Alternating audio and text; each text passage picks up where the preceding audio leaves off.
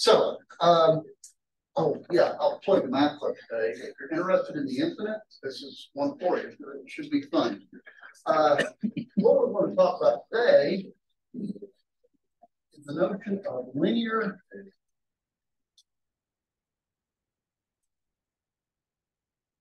infinite. How many of you have ever heard this terminology?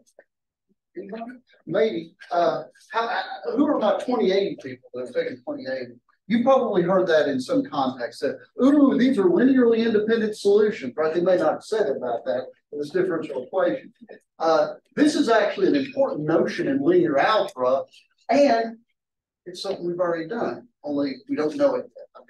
I've got to tell you what the definition. So let me kind of give you a warm-up here.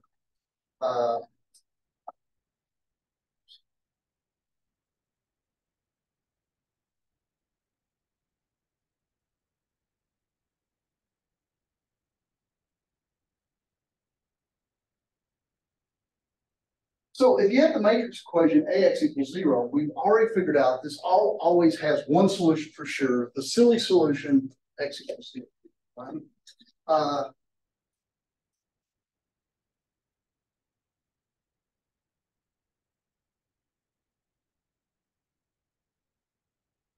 Question.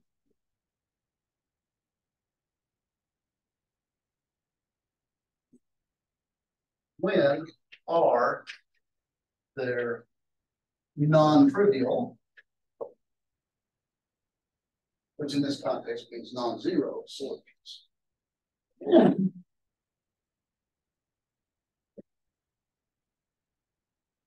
And though I'm not having a stroke, I'm going to tell you this is related to the notion of linear independence we will talk about.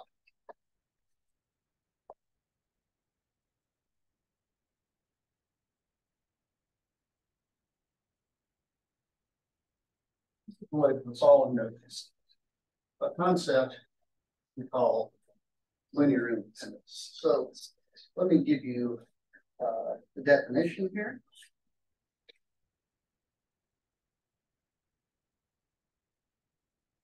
The set of vectors, let's say V1, V2, Vk,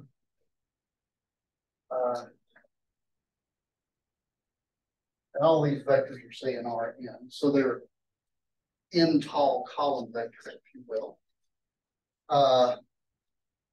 is linearly independent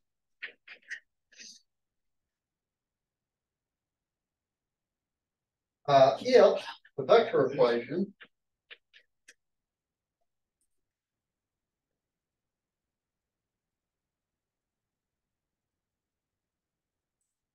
x1 v1 plus x2 v2 plus xk dk equals 0 vector. Oh, by the way, I always like kind of observing this. Look at this vector equation here. What is one solution for sure? What's one way that you could pick the x's, x1, x2, all the way up to xk? You could pick this to make this equation work. Yeah. 0. You could pick all the x's to be 0. Just like with that matrix equation here, this certainly has a solution, making all these 0, right? We say that these vectors are linearly independent if that's it, if that's the only solution.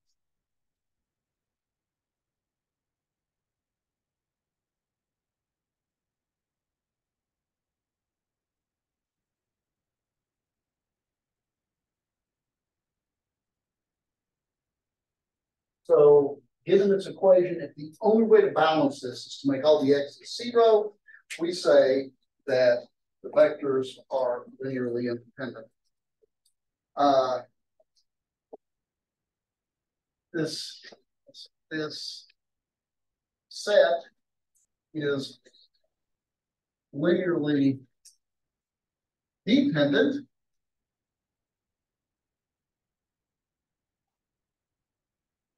I'll be a smart aleck if it's not linearly independent. Right, it's everything else. But let me be more precise with that. It's linearly dependent if there is a solution to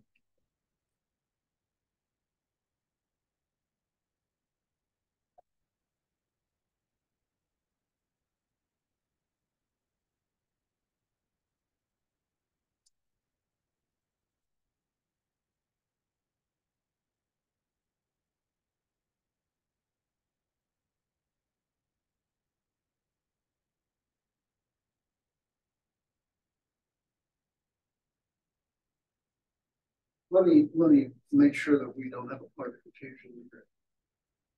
It's linearly dependent if there's some solution that doesn't consist of all the x's being zero.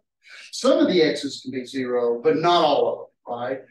So as long as there's at least one solution where at least one of the x's is not zero, some of them can be, just not all.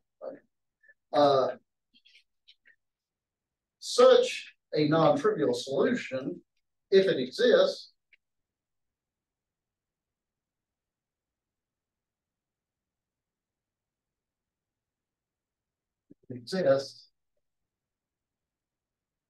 is called a linear dependence relation. So if I give you a bunch of vectors and say, oh, a linear dependence relation, what I mean is there's some linear combination of these vectors is zero, and not all of these are zero. Question. Yes. This is probably stupid, but is there a reason we switched to K's instead of N's, or does it not matter? You mean the K versus the RN? Yeah, is that a special notation, or is it just? No, right. So the N is fixed, so all my vectors are N tall, right? Right. And K is the number of vectors, right? K could be 1, okay. K could be N, K could be much bigger than N. So you're using N on the R, so we can't use it. That's right. Okay. Other questions? All right. So, like I said, this is kind of related. In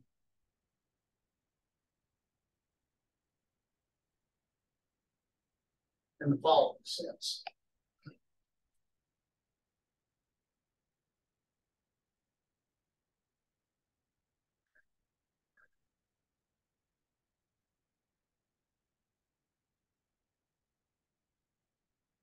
Okay, so let me write this matrix in that column matrix.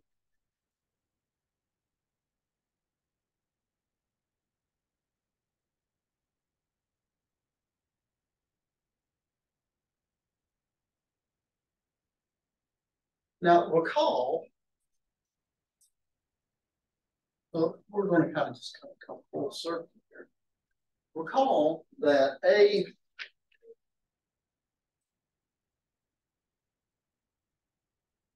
suppose I have the homogeneous AX equals 0. That's the same thing as V1, V2, VK.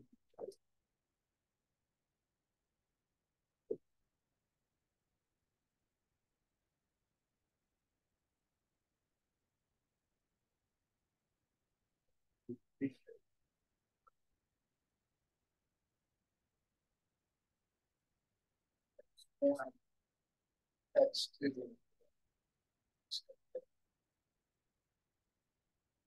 Notice that this equation is the same thing as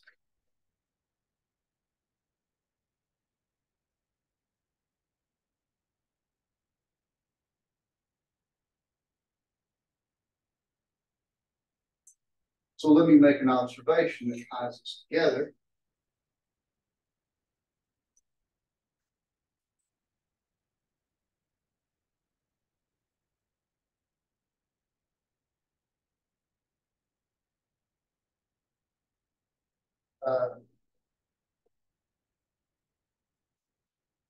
Consider the vectors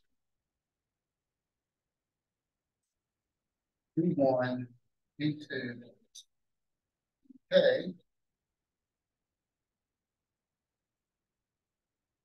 And the matrix. And the matrix I make just by taking these vectors and making it the columns.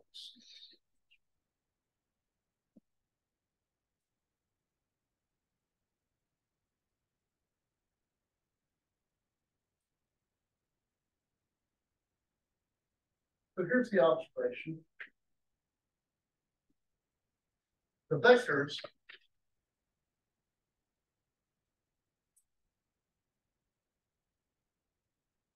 B1, B2, BK are linearly independent.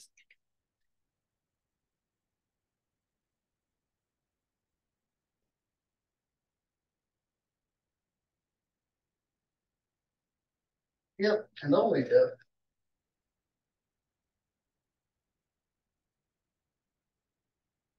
the equation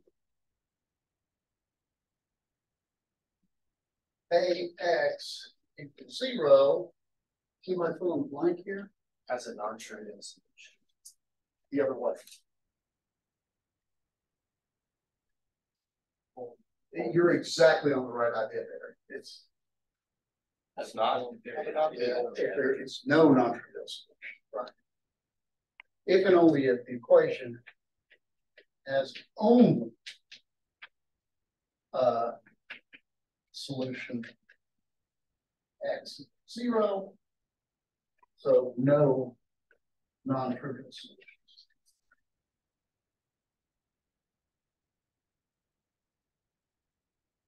So if it's linear, so this is kind of cool. It's a nice observation. If you want to find, so there, of course, the basic down to definitions way to do this is to find if a set of vectors is linearly independent. Look at this look at this vector equation. If it's got only the trivial solution, then it's linearly independent. If you can find some solution that's not trivial, well, then it's linearly dependent. And another way to think of that is take these vectors, whatever they are, and turn them into the matrix A, and look at that. Look at the homogeneous equation. If the homogeneous equation has only the trivial solution, then the set of vectors that you made it out of is linearly independent. If you can find a non-trivial solution, then it's not. And here's the cool thing about turning it into a matrix. How can you tell? So suppose I gave you a bunch of vectors, and I gave you a handful of vectors, and you made a matrix out of it by putting columns. So now you've got a matrix. How do you now tell whether the homogeneous matrix equation has a non-trivial solution or not?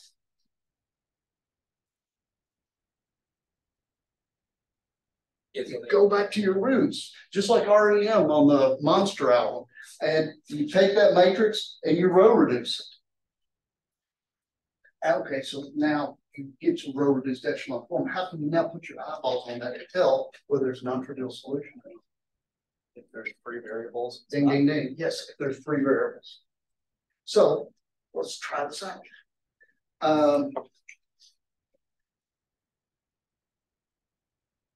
Let's look at this.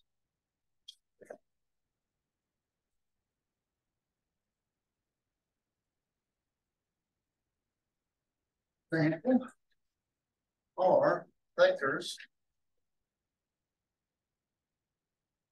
1, 0, 1.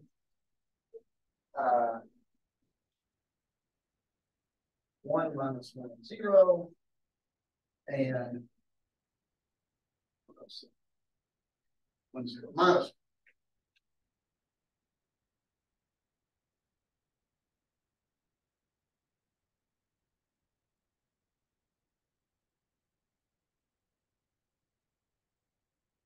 Well, you know, I could write x1 times this plus x2 times this plus x3 times this and try to find what my solutions are. But at the end of the day, the way I'm going to do that is I'm going to turn it into a freaking matrix anyway. Right? So let's look at this.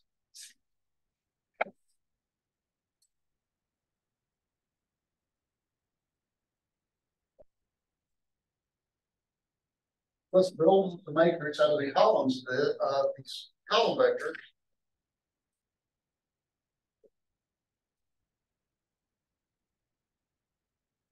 And now try to solve the homogeneous system. Now remember, I usually put like a little thing over here with zeros in it, but I'm not going to do that because zero columns aren't going to change. That's one of the cool things about homogeneous systems. You don't have to keep track of the right side of the equation, right? Because they're all zeros. Is everybody cool with that? I'm just going to go ahead and reduce this. And let's see, how am I going to go about this? Well, I am going to start off by leave this alone.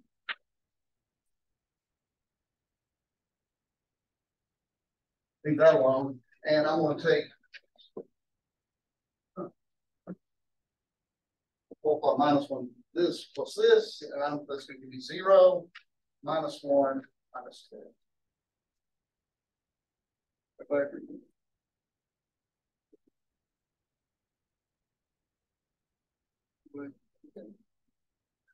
Just make things easy. I'm going to change that to a plus because I can change the sign of the middle row. And I'm going to totally use this 1 to know what's above and below it. Times minus 1 and just add. And so this is, well, 0, 1, 0 in the middle. Let's see, times minus 1 and add, I get 1, 0, 1 on the top, and I get 0, 1, 0, 0, minus 2 on the bottom. Now, can somebody tell me why, with regard to the question I asked, I'm done? Yeah. Yeah, every that is correct. Everybody agree with that? I mean, really, I could go one more step, multiply this by minus 1/2, then use this to take that out. But is it clear to y'all that there's a pivot in every column here? So there's no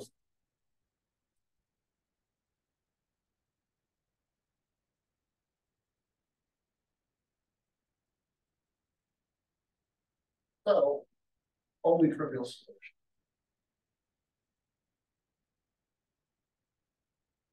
So my conclusion.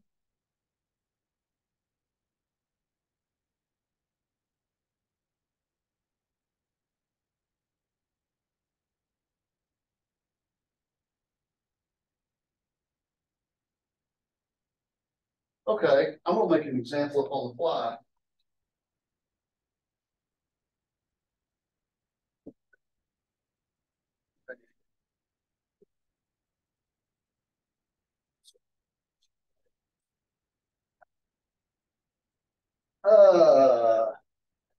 Give me a vector. Just I want a 3 vector. 3 vectors. 75.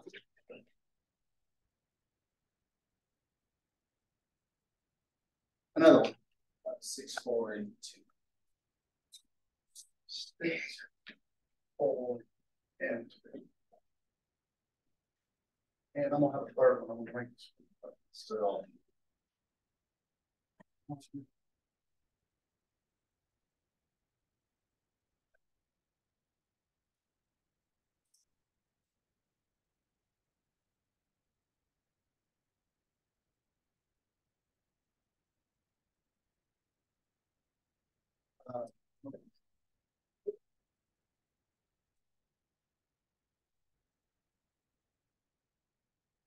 Uh, so these are, I bet these are dependent. Oh. So simple question.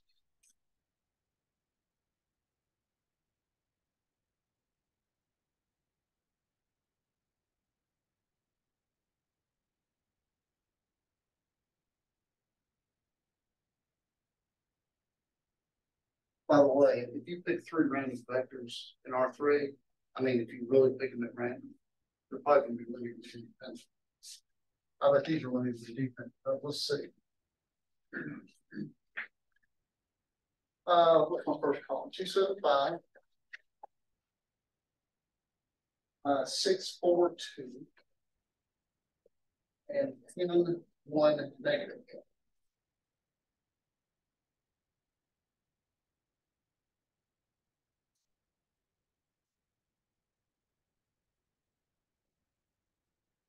All right, goodness gracious, what should we do?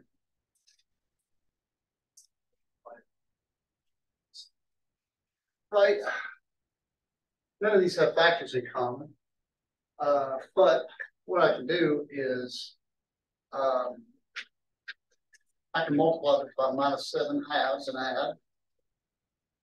All right, so let's do this. We have 2, 6, 10. I multiply this by -7/2 and I get 0. Right. If I multiply this by -7/2, it's -21, and then +4 is 17. Actually, it's probably -17, isn't it?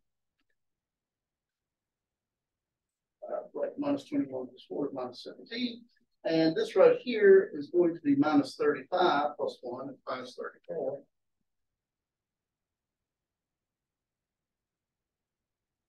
Everybody okay with all that stuff? Okay. And I guess I'll multiply this by -5/2. Let's see what happens here. That's going to be -15 plus 2 is -13. 6. That's going to be -25 -26. How about that? What's the prescription for the next move? Besides more cowbell.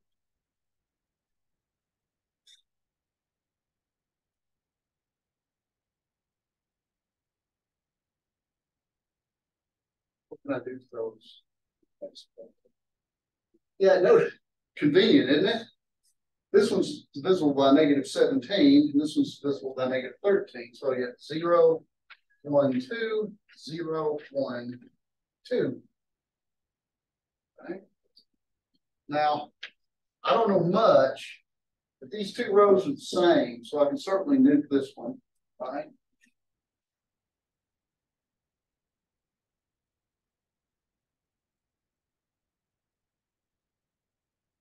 Now, I'm not done yet, but can anybody tell me how many pivots I'm going to get? 2. There are 2 pivots, right? In fact, you can go further if you wanted to do such, and you get something like, well, in row reduced echelon form, that's going to be 2. So it's going to be row reduced echelon form from 1, 0, -1, 1. But there's 2 pivots right here, and this X3.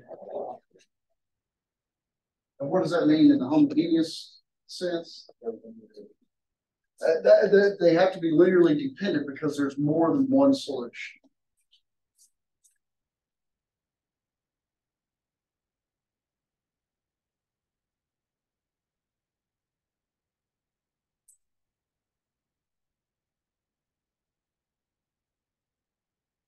So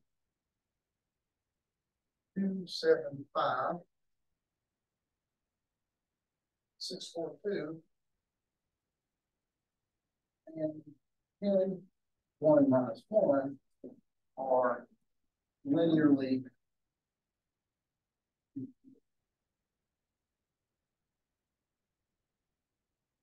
So how to do it, right? You guys gave me 2 vectors,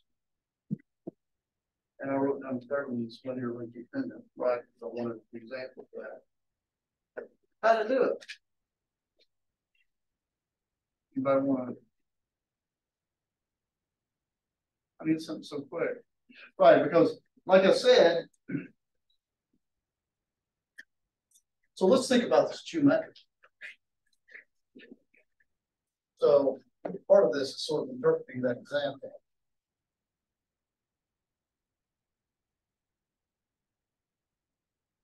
You gave me a vector, it's 275.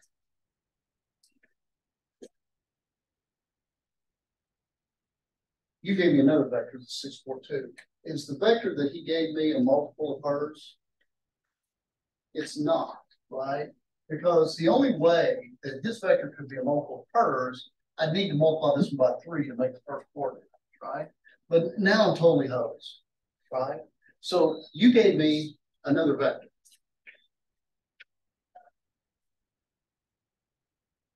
I picked a third vector.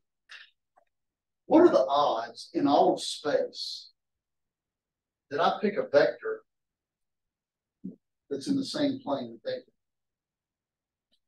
Pretty low, right? I mean, there's a lot of room in space. How did I pick one that's linearly dependent like that?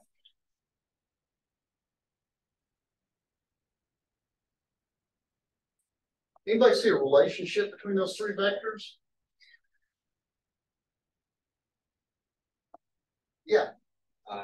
For each row, it's increasing or decreasing by the same amount between each one. Like the top number goes by 4 both times. Middle number goes by 3. Yeah, that's a good observation. Unfortunately, that happens to be when there's a relationship like that. But it's like I shouldn't be here with you guys. I should have gone and played the lottery because that's kind of a coincidence. There is a relationship like that, but the fact that they're all three the same is kind of funny actually. Let me. This is what I did.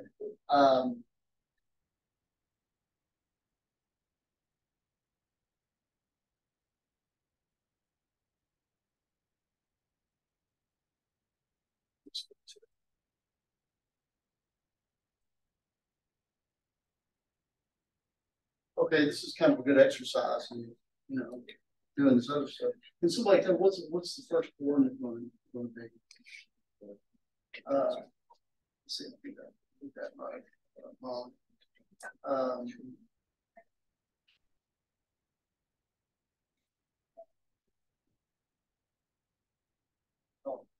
Around.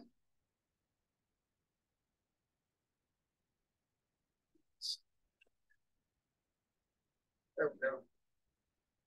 And still not right.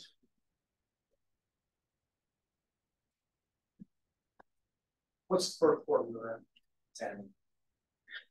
Minus 2 and 12, 10, and then minus 7 and 8, 1, minus 5 and 4 is.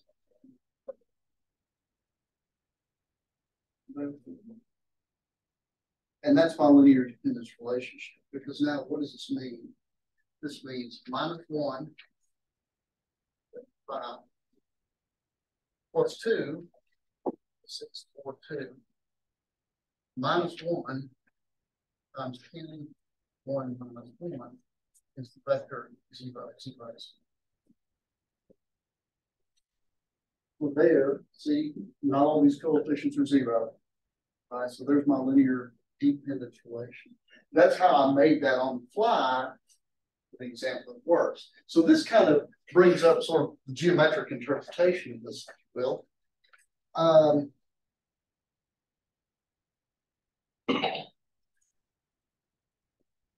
So here's some questions.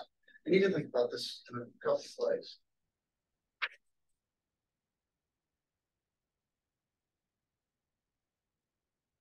If you only have one vector, just one vector, when is a linearly independent?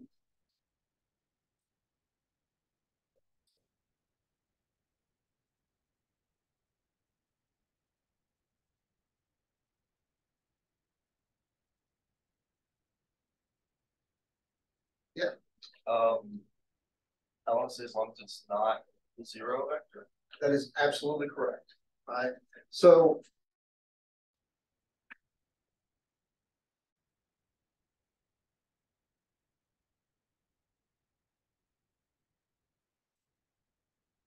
if all these entries are 0, then 1 times the 0 vector is 0. And so that's actually a little lesson we should take. If you have the 0 vector is a linearly dependent set, and if you have any set with a 0 vector in it, it's a linearly dependent set automatically, right? But as long as one of these entries is not 0, what can you multiply this to get 0? So suppose x1 is something that's not 0, say it's 2. What can you now multiply by this vector to get the 0 vector? Well, since you've got a 2 here, you're forced to multiply by 0, right? And so any vector that's not 0 by itself is a linearly independent set. What about 2? Does it mean for 2 vectors, v1 and v2, to be linearly for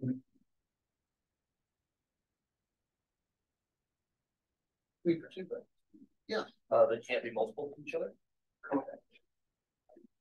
So let's suppose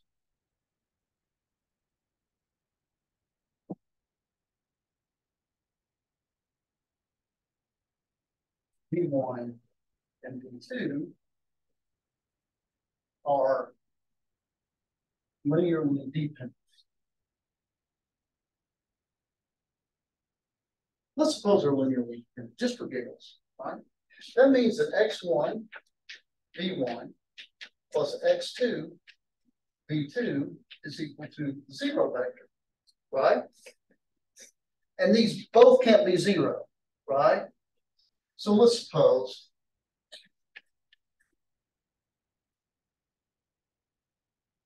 x1 is not 0, because either x1 or x2, or both, have to be not 0. We'll just assume that x1 is not 0. Right? How can I massage this equation? Well, I can certainly write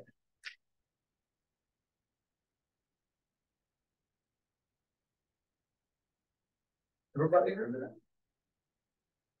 And since x1 is not 0, I can divide by it, right? That's important. But x1 is not 0, so I can divide by it. So I get v1 is minus x2 over x1 plus v2. And so we see that if 2 vectors are linearly dependent, one of them is a multiple of the other. Everybody cool with that? Here's another way to see this geometrically.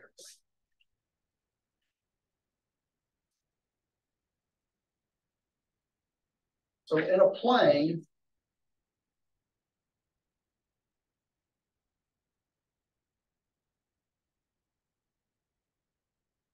v1 and v2 are linearly independent if they are not on the same line.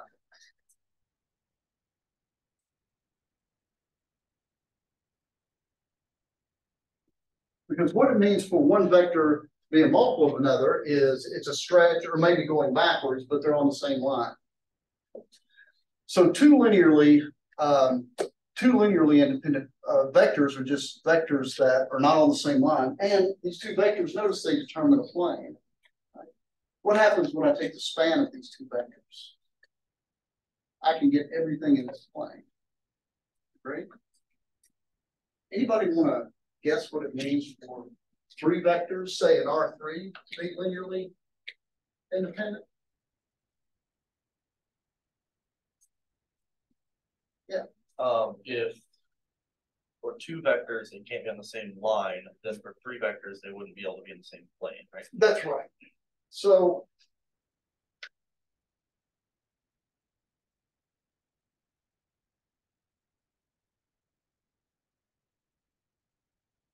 these are linearly independent if no pair. Right, and there's 3 pairs. these two, and these two. If no pair license,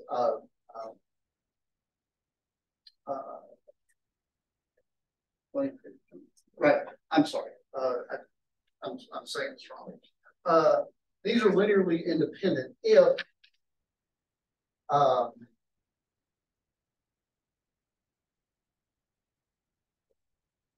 V1, V2, V3 do not lie in the same plane.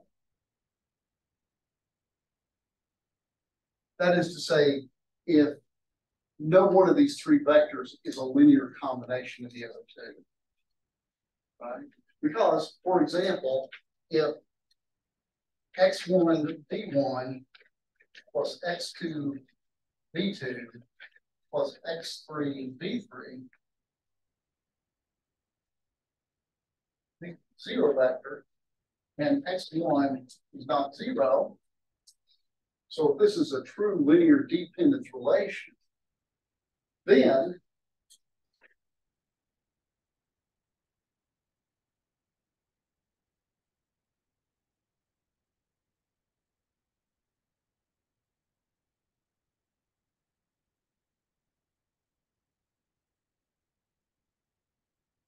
let's see. So if these three vectors are linearly dependent, that means, and let's say that x1 is the non-zero element here, that means that v1 is a linear combination of the other two. Notice that this is in the span of v2, v3. And the span of these two vectors is a plane or a line, but we'll assume that those two are linear. Right, okay with that?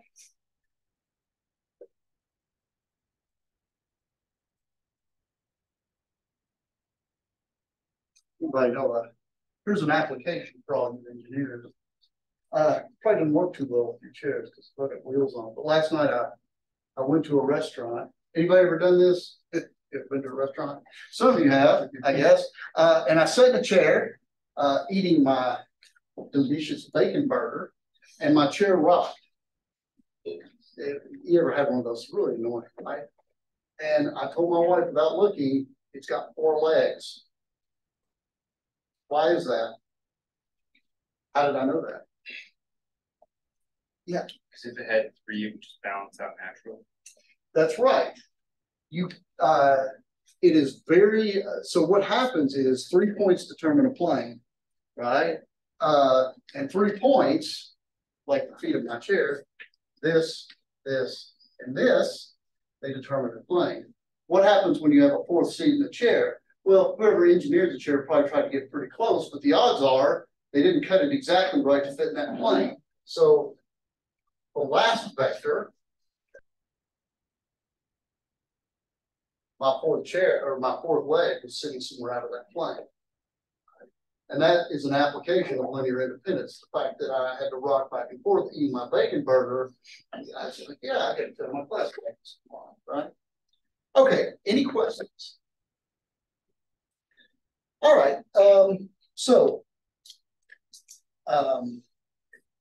let me give you a theorem here. This might be kind of I don't know. You might think this is kind of implicit from what we've done before. It sort of is. Here's a thing, and this is another way to think of linear independence. But remember, no matter how fancy this works, remember to tell a set of vectors is linearly independent. All you got to do is throw it into a matrix, reduce it to row reduced epsilon form, or at least you don't even have to go that far. At least reduce it to a place where you can tell where the pivots are, right? If count the pivots, if there's 3 variables left over, linearly dependent. If there are not, if everything's a basic variable, then it's linearly independent. But here's another way to think about it. There.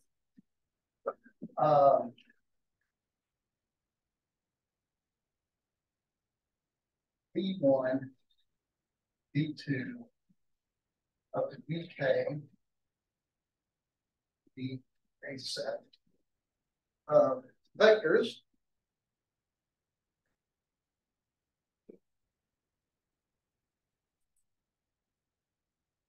this set is linearly dependent if and only if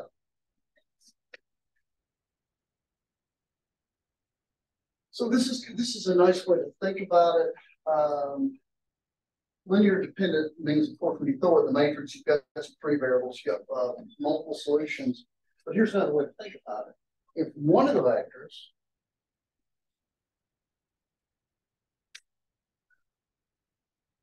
vectors in the set is a linear combination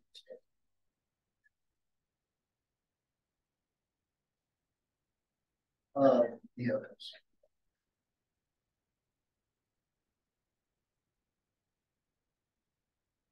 I'm actually going to show you why this is true. And I'm going to give you a stronger statement that I'm not going to bother with showing.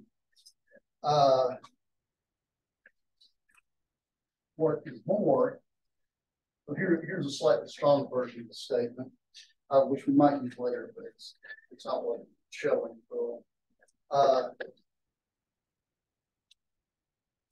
there is a J with, so there's one of these, such that Bj is a linear combination of B1, B2, up to Bj minus 1. This is a slightly stronger statement. The general statement is, if you're linear independent, there's one of these vectors in the set that you can write as a combination of the other vectors in the set. This is a stronger statement. What it says is, if it's linear independent, then B2 is a multiple of V1, maybe. But if not, then maybe V3 is a multiple of these two. But at some point, there has to be a vector up the list that is linear combination. You can forget the ones beyond it. It's a linear combination of the ones that come before it, right? And you may have to go pretty far out the list. You may even have to go to the end, but it'll happen eventually. So I don't really want to bother with the stronger statement, although you can use it if you wish.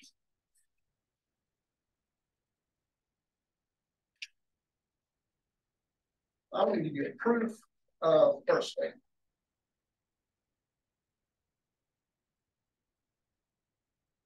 And I do this proof because in mathematics, it's always, you always want to go a step further and really understand what's going on. But I'm also doing this proof because it's very computational. That is to say, it's something that's kind of very natural. And we've done it's generalization of these previous examples.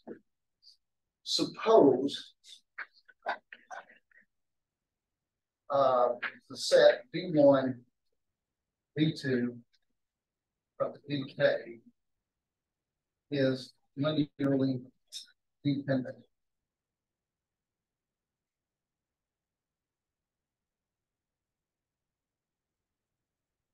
What does that mean? Well, that means that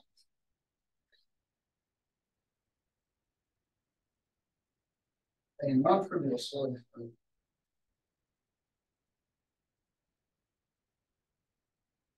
to x1 v1 plus x2 v2 xi vi xk vk. I'll put this one in here for dramatic purposes. So I can find a non-trivial solution to this. So I can find values of x of balances that are not all zero. And the reason I wrote this one out here is we suppose xi is not zero. Because at least one of the x's has to be zero, right? So we'll assume it's the I one. So, right, what we have here is this huge exodus. I'm going to take everything except this animal over to the other side. All right. this is minus x1 v1 minus x2 v2 minus xi minus 1 vi minus 1. Then I got to skip the xi because that's on the other side.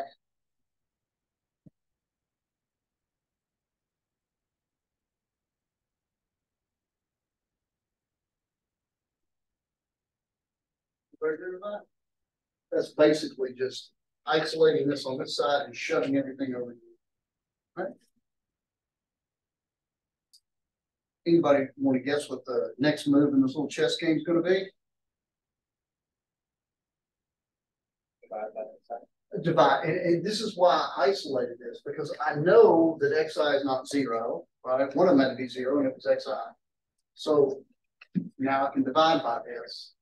Vi is negative x1 over xi v1 minus x2 over xi v2 minus xi minus 1 over xi vi minus 1, right?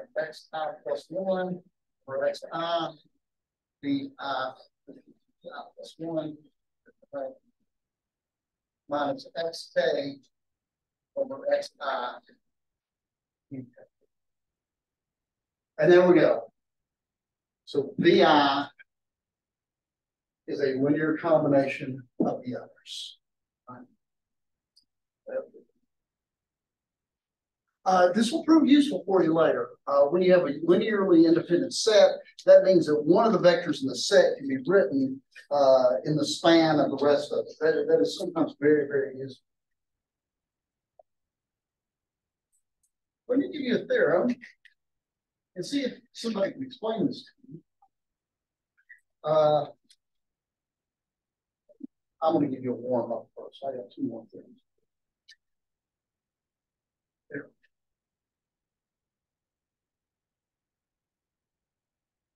Yeah. 0 bar or 0 vector is in a set of vectors. Then the set is linearly independent. It's linearly dependent.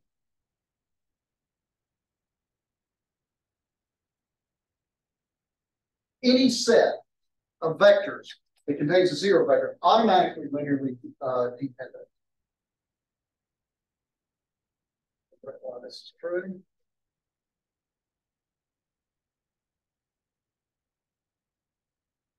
Anybody see? Okay, it's okay to be a smart aleck. Anybody see how we can get a non-trivial solution to this?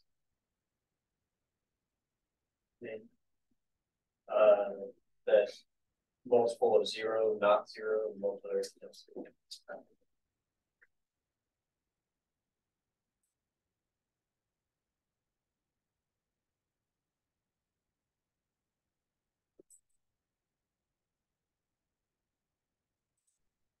Everybody agree that's a 0 vector?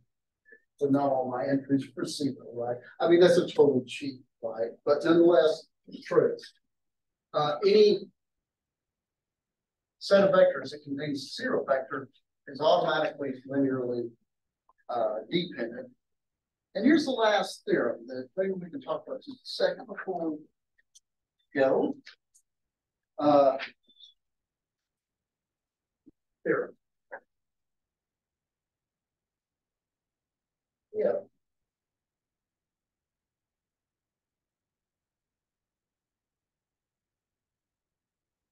So we'll have a set of vectors v1, v2, up to vk. Each vi and rn.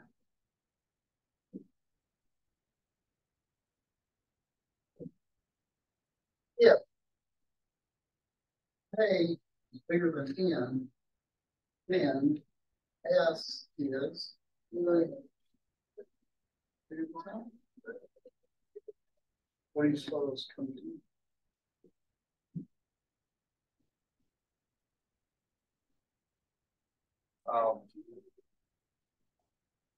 So if I were to put this matrix together, I've got more columns than I have rows. Is that correct?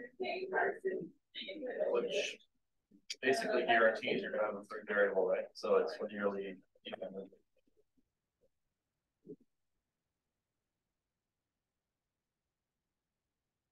So yes, think about that. If you were putting this together and trying to figure out whether or not it's linearly dependent, you look at whether it's got three variables, but you have more columns than you have rows. So think about what that means. Okay, any questions? Okay, remember you all have a quiz due at 5 o'clock this afternoon. I will post the next quiz over the weekend. It will be Tuesday. At 5. I hope everybody has a fantastic Labor Day. Oh, we have the math class. Yeah.